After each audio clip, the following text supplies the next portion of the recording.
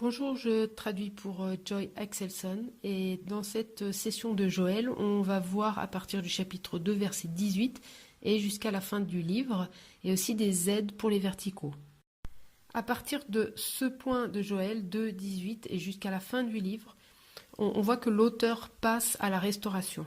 Malgré le fait que la nation du Juda ne mérite pas la bénédiction et la grâce de Dieu, mais on voit au verset 18 du chapitre 2 que Dieu commence à leur donner la bénédiction. Et la restauration qui viennent toutes les deux sous forme à la fois physique et spirituelle, sous la forme de promesses. Donc la restauration physique, c'est chapitre 2, versets 18 à 27. Et donc c'est la promesse de l'espérance après le jugement. Dieu amène la restauration et il annule en quelque sorte le jugement du chapitre 1. On va lire au chapitre 2, verset 19. Et il est dit, l'Éternel a répondu. Il a dit à son peuple, me voici, je vous envoie le blé, le vin nouveau et l'huile, et vous en serez rassasiés, et je ne vous livrerai plus au déshonneur parmi les nations. Et là, il est dit, l'Éternel a répondu. Donc, c'est-à-dire que Dieu a répondu à la prière du peuple et des prêtres. Et donc, au travers de leur repentance, Dieu annule le jugement. Et ensuite, on voit toujours au verset 19 que Dieu dit « Je vous envoie ». Et donc, il accomplit sa promesse de renverser le jugement et de ramener la bénédiction. On a l'idée répétée de « Sois sans crainte » au verset 21 et 22. Et aussi « Soyez dans l'allégresse » au verset 21 et 23. Et ce passage s'adresse tout d'abord à la terre, au verset 21. Et au verset 22, ça parle des bêtes des champs, donc des animaux sauvages. Et au verset 23, ça parle des gens. Donc pourquoi cela? Pourquoi citer toutes ces personnes? En fait, Joël veut montrer que tout est affecté par le péché. Et ça veut dire tout ce qui est arrivé dans le chapitre 1, soit au travers des sauterelles ou soit au travers d'une armée selon votre interprétation, tout va être pleinement restauré. Tout ce qui était perdu avant va être renouvelé.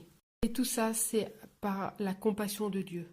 Et la restauration va venir au travers de la pluie. On voit ça au verset 25. « Je vous restituerai les années qu'ont dévoré la sauterelle, le grillon, le criquet et la chenille, ma grande armée que j'avais envoyée contre vous. » Et donc en Israël, il y avait 2 saisons de pluie. Il y avait la pluie d'octobre-novembre et puis la pluie de l'arrière-saison qui était en avril. Et la plupart du temps, s'il y avait une invasion de sauterelles, alors l'invasion s'arrêtait au moment où il y avait la pluie. Et au verset 27, il est dit « Vous reconnaîtrez que moi je suis au milieu d'Israël, moi l'Éternel votre Dieu, et qu'il n'y en a point d'autre. Et mon peuple ne sera plus jamais dans la honte. » Et donc ici on a l'image de Dieu qui est leur Dieu et il demeure au milieu d'eux. Et ils redeviennent son peuple. On arrive ensuite à la restauration spirituelle qui commence au chapitre 3, verset 1 et va jusqu'à la fin du livre. Et là on peut voir que c'est l'ère de l'Église parce qu'on voit dans Actes chapitre 2, 17 à 21, que Pierre utilise ce passage. Et donc ce passage de « je répandrai mon esprit sur toute chair », en fait, s'accomplit dans les actes. Et on voit aussi que Joël 3, verset 5 est utilisé par Paul dans Romains 10, verset 13. Et l'idée ici du Saint-Esprit qui est répandu sur toute chair, c'est que peu importe la race, le statut, le genre, le Saint-Esprit vient vraiment sur toutes les personnes. Et au chapitre 3, versets 3 à 5, il est dit « Je ferai paraître des prodiges dans le ciel et sur la terre, du son, du feu et des colonnes de fumée. Le soleil se changera en ténèbres et la lune en sang, avant l'arrivée du jour de l'Éternel, de ce jour grand et redoutable.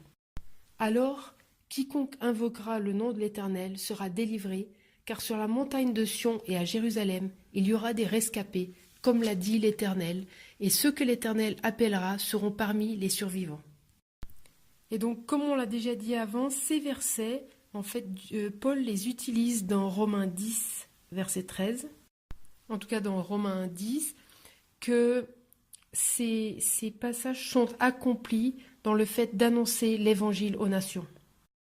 Et donc finalement, on arrive au chapitre 4 qui parle du jour final de l'Éternel. Et ça commence directement au chapitre 4, verset 1, avec « en ces jours-là »,« en ce temps-là ». Et donc ça nous reporte à une période future, lorsque Dieu sauve son peuple et amène le jugement sur ses ennemis. Et au verset 1 à 3, Dieu rassemble toutes les nations pour les juger, parce que c'est lui qui est le juge et c'est lui qui va les poursuivre en justice. Et au verset 2, lorsqu'il est dit la vallée de Josaphat, en fait, il n'y a aucune vallée en Israël qui s'appelle comme ça. Mais Josaphat veut dire l'Éternel juge, donc c'est vraiment l'idée que Dieu juge et qu'il ne s'agit pas d'un lieu géographique. Et au verset 12 et 13, il est parlé des nations qui sont mûres pour le jugement et de l'Éternel qui est assis pour juger. Et l'idée là, c'est que la méchanceté des nations est arrivée à un tel point. Donc c'est pas comme si Dieu les punissait chaque fois qu'ils ont fait quelque chose de faux, mais c'est comme si la coupe de leur culpabilité est pleine. Elle est arrivée à un point où Dieu dit maintenant c'est fini, je dois vous juger. Au verset 14, il est question des foules et des foules dans la vallée du verdict. Et ici, ce terme de foule des foules, ça veut dire qu'il y en a trop pour qu'on puisse les compter. Et c'est Dieu qui va décider et pas les multitudes. Mais ces foules, ça représente en fait des multitudes de gens qui sont dans l'anxiété, la confusion et qui attendent le jugement de Dieu. Et c'est Dieu qui décide quel jugement ils vont recevoir. Et Dieu va exécuter son jugement sur eux. Mais le résultat final pour le peuple de Dieu, c'est qu'ils obtiennent la bénédiction et la sécurité. On voit au chapitre 4, les versets 17 et 21, qu'il y a cette idée répétée que Dieu demeure parmi son peuple. Et on voit aussi dans Apocalypse 21, verset 3, que Dieu demeure parmi son peuple et que le peuple de Dieu donc vit avec Dieu. Et aussi au chapitre 4, verset 18, on a cette idée des eaux qui coulent. En ce jour-là, le jus de raisin ruissellera des montagnes, le lait coulera des collines, les eaux couleront dans tous les torrents de Juda. Une source sortira aussi de la maison de l'Éternel et arrosera le vallon de Chittim. Et cette idée d'eau qui coule et d'une source, ça se trouve aussi dans d'autres livres prophétiques. Par exemple dans Ézéchiel 47, versets 1 et 2, dans Zacharie au chapitre 14 et dans l'Apocalypse chapitre 22, verset 1. Donc c'est une image du salut et de toutes les bénédictions qui sont incluses dedans pour le peuple de Dieu. Donc Joël, en fait, c'est un exemple de prophétie télescopique où l'auteur parle de bénédictions immédiates qui vont avoir lieu dans un futur proche. Mais ensuite, il donne une prophétie aussi de choses qui sont plus éloignées, qui sont destinées à l'ère de l'Église. Donc c'est ce qu'on appelle la prophétie télescopique. Et on le voit bien ici dans ce livre. Donc l'idée principale de Joël, c'est il faut se repentir ou un autre jugement va venir, que ce soit sous la forme de sauterelles ou d'une armée, selon notre interprétation.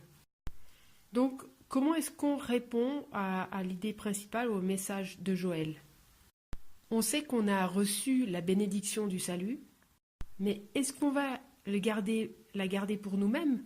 Est-ce qu'on va rester à la maison en disant « Ah ben, on est sauvé et je garde ma bénédiction pour moi-même » ? Ou est-ce qu'on va regarder les gens autour de nous qui ne sont pas sauvés ? Est-ce qu'on va essayer de partager l'évangile avec d'autres personnes ? Il y a tellement d'églises aujourd'hui qui ne veulent plus parler de péché et de repentance, parce qu'elles ne veulent pas offenser les gens. Donc elles parlent seulement de la grâce et de l'amour et de l'acceptation de Dieu.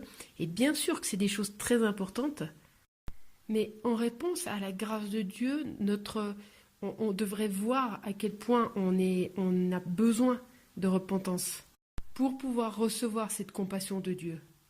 Donc notre réaction, ça devrait être de voir à quel point on est pécheur et qu'on a besoin de se repentir.